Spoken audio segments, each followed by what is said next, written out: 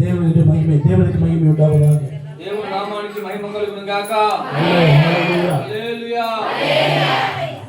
கர்த்தர் என் மேய்ப்பராக இருக்கிறார். యెహోవా నా కాపరి. ஆமென். ஹல்லேலூயா. சொல்லுங்க. யெகோவா నా కాపరి சொல்லுங்க. చెప్పండి, యెహోవా నా కాపరి. ఓకే. ఇట్లా చెప్పండి. నేను చెప్పిస్తాను. Okay, I will tell you. అయితే మీరు చెప్పారు, చాలా మంచిదే, చాలా బాగుంది. అయితే ఈ విధంగా చెప్పకూడదు. వేరే కొత్త రకముగా యెహోవా నా కాపరి అనే ఒక మాటని మీతో నేను చెప్పిస్తాను. స్లోవా ఫస్ట్ நம்பர் 1 நான் சொல்லுவேன். ఫస్ట్ మొదటిగా నేను చెప్తాను. ఓకే, நீங்க எல்லாரும் சொல்லணும். నేను చెప్పిన తర్వాత మీరు అందరూ చెప్పాలి. 2 சொல்லுவேன். 2 అని చెప్తాను. యెహోవా నా కాపరి ఇది కొంచెం సత్తగా சொல்லணும். ఫస్ట్ 1 అని నేను చెప్పినప్పుడు మీరు మెల్లిగా యెహోవా నా కాపరి అని మెల్లిగా చెప్పాలి. రెండవసారి నేను చెప్పినప్పుడు దానికంటే కొంచెం దగ్గరగా మీరు యెహోవా నా కాపరి అని చెప్పాలి. మూడవది இன்னும் சத்தமா சொல்லணும். 3 అని చెప్పినప్పుడు 2 కంటే ఇంకా కొంచెం పెద్దగా యెహోవా నా కాపరి అని చెప్పాలి. నాలుగు అదే మరి ఉన్నది కాదు. ముందు వాళ్ళు మాత్రమే కాదు, వెనక ఉన్న వాళ్ళు కూడా అదే విధంగా చెప్పాలి. 4 అని చెప్పినప్పుడు ఎక్కువగా యెహోవా నా కాపరి అనేటువంటి మాటను చెప్పాలి. 5వసారి కూడా అదే చెప్పాలి. 6 సార్లు చెప్పాలి. ఒకదానికంటే ఒకటి బిగ్గరగా చెప్పాలి. ఓకేనా? సరేనా? 7 అనేది మేము చెప్పము, 6 చెప్తాము. హల్లెలూయా.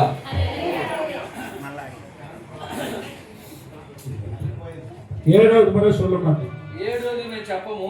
இந்த மெசேஜ் முடிஞ்ச பிறகு லாஸ்ட்ல நீங்க கத்துறது ఈ యొక్క వాక్యం ముగించే సమయంలో 7వసారి మేము ఎందుకు చెప్పడం లేదో మీరు అర్థం చేసుకుని 7వసారి మీరే హల్లెలూయా యెహోవా నా కాపరిని గట్టిగా అరుస్తారు. அப்படி சொல்லுங்க. ఓకేవా? Praise Lord. హల్లెలూయా. சொல்லமா స్టార్ట్ பண்ணலாமா? స్టార్ట్ చేద్దామా? స్టార్ట్ చేద్దామా? ఏం చెప్పాలి? 1 అన్నప్పుడు, 2 అన్నప్పుడు, ఫస్ట్ చెప్పిన దానికంటే 3 అన్నప్పుడు. ఓకే, స్టార్ట్ చేద్దామా? 1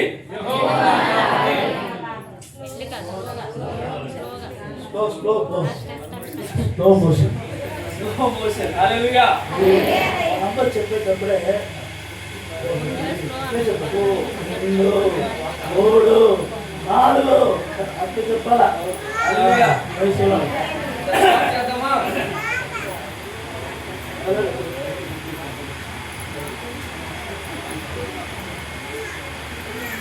సరే, స్టార్ట్ చేద్దామా? 1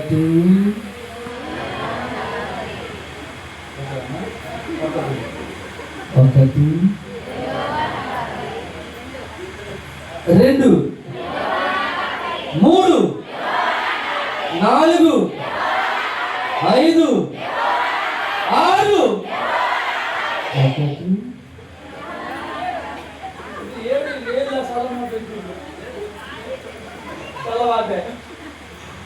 రెడీ? స్టార్ట్ చేద్దామా? 1 2 3 4 5 6. హల్లెలూయా. దేవుని నామానికి మహిమ కలుగును గాక. హల్లెలూయా. Praise Lord. దేవుని నామానికి మహిమ కలుగును గాక.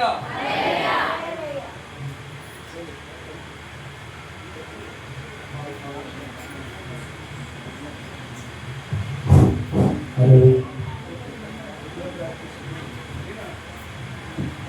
Praise Lord. హల్లెలూయా. హల్లెలూయా. సరే, ఇప్పుడు వచ్చి ಒಂದು 3 ప్లేస్ 3 இடத்தை சொல்றேன்.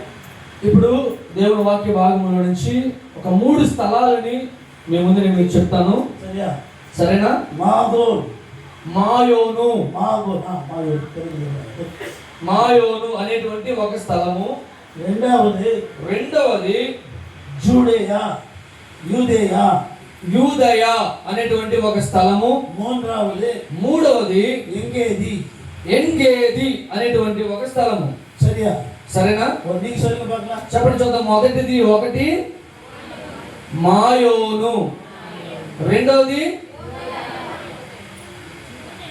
యూదేయ, రెండోది, మూడోది ఎంగేది. ఓకే ஓகே சரியா? இந்த மூணு ஞாபகம் வச்சுக்கணும். ఈ మూడు జ్ఞాపకంలో ఉంచుకోవాలి. இதுல தான் இந்த சபைக்குரிய ஆசீர்வாதமான வார்த்தை நம்ம தியானிக்க போறோம். ఈ మూడు ప్రదేశాల నుండి ఈ సంఘానికి ఆశీర్వాదమైన పలుకులను మీ ముందు చెప్పబోతూ ఉన్నాను. విశ్వవాణి என்பது எப்படிப்பட்ட ஒரு ஊழியம் என்பதை இந்த சத்தியத்துல இருந்து நாம் தியானிக்க போறோம். విశ్వవాణి అనేటువంటిది ఎటువంటి సంబంధమైనటువంటి పరిచర్య అనేది ఈ యొక్క వాక్య భాగంలో నుండి కొన్ని విషయాలు నేను మీకు చెప్తాను.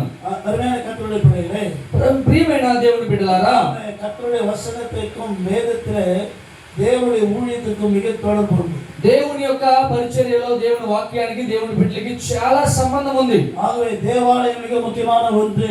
అందులో చాలా ప్రాముఖ్యమైనది ఏంటంటే దేవుని యొక్క ఆలయము, దేవాలయము ரொம்ப முக்கியமானது, చాలా ప్రాముఖ్యమైనది.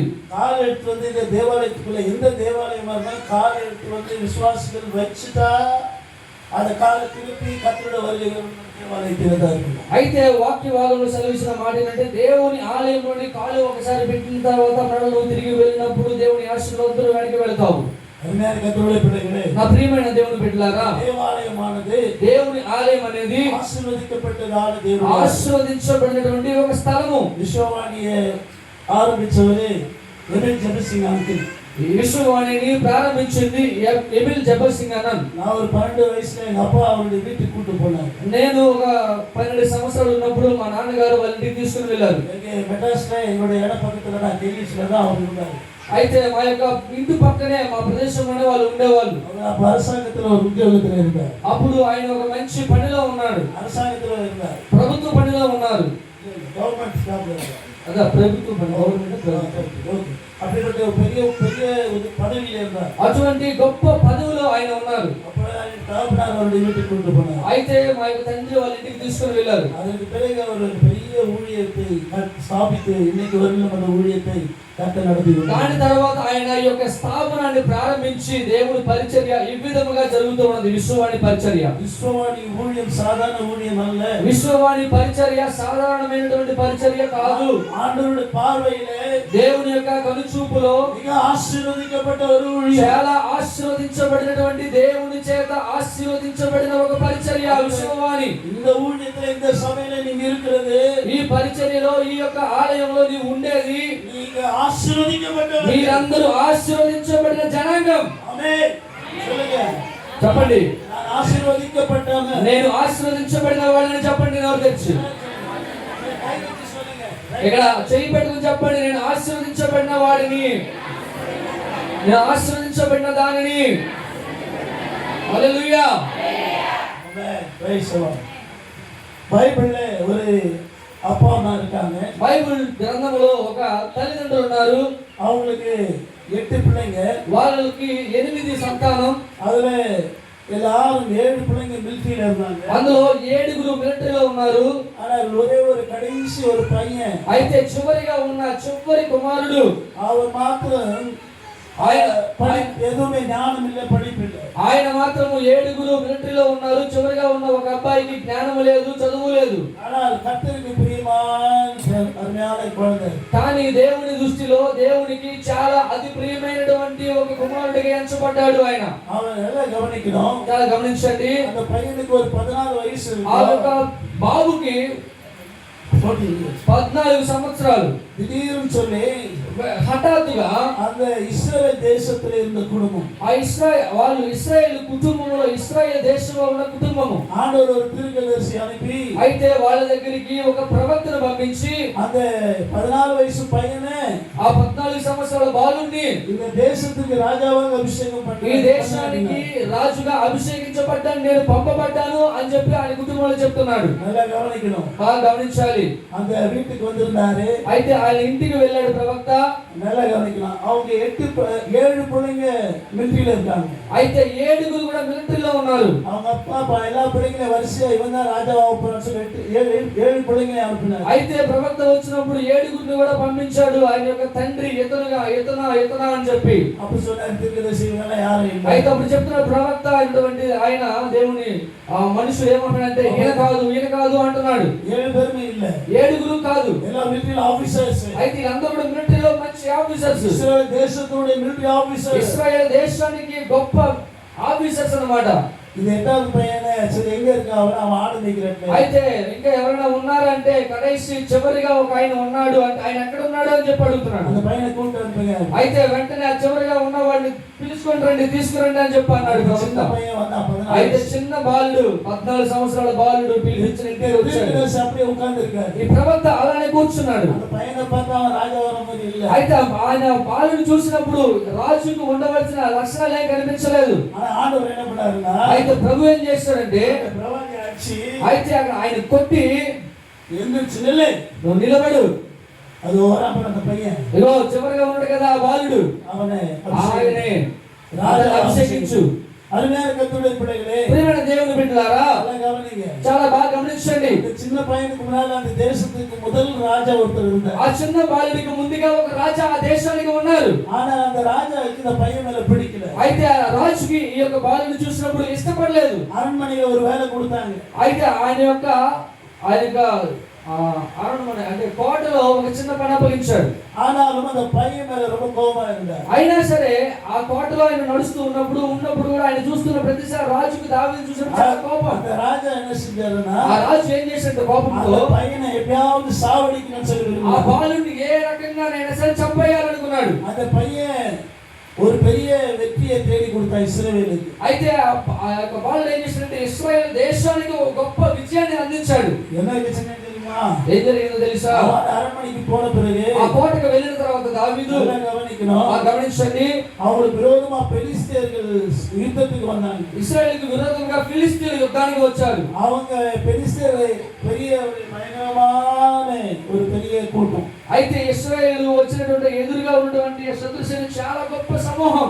அவங்களுக்கு கையா இருந்து யுத்தத்தில் நிக்கிற யாருன்னா கோலிయా. అయితే వాళ్ళకి ఎదురుగా ఫిలిష్తీయులకు ఎదురుగా నిలబడినటువంటి ఒక రాజు ఎవరంటే ఫిలిష్తీయులకు సపోర్ట్ గా గోలియాతు ఉన్నాడు. எல்லாருமே தெரியும் இந்த சரித்திரம். అయితే అందరికీ తెలుసు ఈ యొక్క సన్నివేశం. அப்படிப்பட்ட கோலியாத்தை అయితే ఫిలిష్తీయుల పక్షంగా నిలబడినటువంటి గొప్ప బలాశూరుడైనటువంటి గోలియాతుని இந்த 14 వయసు పైన సావడిస్తాడు. ఈ 14 సంవత్సరాల బాలుడు జయించి అతన్ని చంపేశాడు. இந்த ఇశ్రాయేల్ రాజా அவருடைய పేరు సౌల్. అయితే ఇశ్రాయేల్ దేశానికి రాజు ఆయన పేరు సౌలు. அவனுக்கு కోపం வந்துச்சு. ఆయన చాలా కోపపడ్డాడు. ఇవన్ ఎప్పుడైనా సాగడికి ఎలాగైనా చంపేయాలని. அவன் தப்பிச்சு அங்க இங்க ஓடுறான். ఆయన తప్పించుకొని అటు ఇటు పరిగెడుతున్నాడు. கடைசியா மாட்டிக்கினான். చివరిగా పట్టుకోబడ్డాడు. நல்லா கவனிக்கணும். గమనించాలి, వినాలి. அந்த இடம் పేరు தான் మాగో. ఆ పట్టబడిన స్థలం పేరే మాయోను. அந்த இடத்துக்கிட்ட அவன் ஒளிஞ்சிட்டு இருக்காரு. ఆ స్థలంలో ఆయన మరుగు చేయబడి అక్కడ దాక్కున్నాడు. అలా அவர் வந்து கண்டுபிடிச்சு கொலை பண்ண வந்து. అయితే అక్కడ ఉన్నటువంటి దావీదును పట్టుకొని తీసుకుని వెళ్ళిపోయారు. நல்லா கவனிக்கணும். బాగా గమనించండి. அந்த మాగోనిலிருந்து ఆరంభించిన ஒரு வாழ்க்கை தான் மிக ముఖ్యమైన. ఆ యొక్క మాయోను ప్రదేశం నుండి ప్రారంభించబడిన జీవితమే చాలా ప్రాముఖ్యమైన జీవితం. అక్కడి నుంచి స్టార్ట్ అయిన జీవితం అది வந்து ரொம்ப మోసமான இடம். అది చాలా భయంకరమైనటువంటి ఒక ప్రదేశం. அந்த மாதிரி இடத்துல போல நமக்கு இப்ப எப்படி இருக்குன்னா அந்த உலகம் இருக்குது. ఇప్పుడు మనకి ఎలా ఉందంటే ఒక లోకం ఉంది. మాగోని పోలతాం நம்ம இந்த உலகத்துல வாழ்ந்து మన జీవితంలో కూడా మాయోను లాంటి ప్రదేశం కలిగినటువంటి లోకంలోనే మనం ఇప్పుడు జీవిస్తున్నాం. ఎన్నకి என்ன వరం తెలియదు. ఏ రోజు ఏ సంభవిస్తుందో తెలియదు. అటువంటి పరిస్థితుల్లో ఉన్నాము. దావీదు அந்த పయ్యన్ என்ன செஞ்சா தெரியுமா?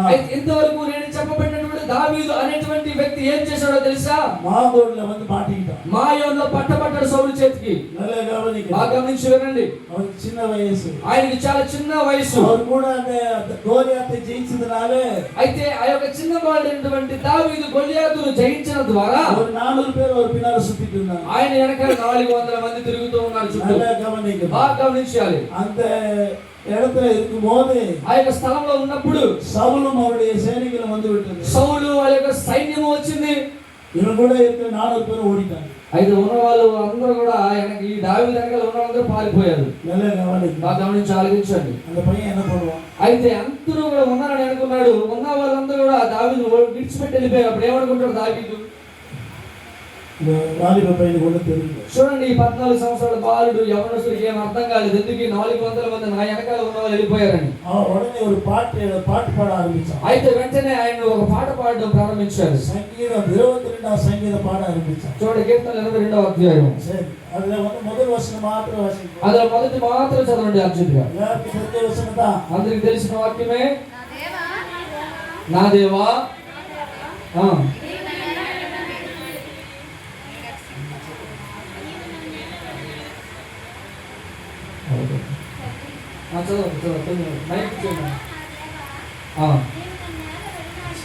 నా దేవా నా దేవా నీవు నన్నేల విడనాడితివి, నన్ను రక్షింపగా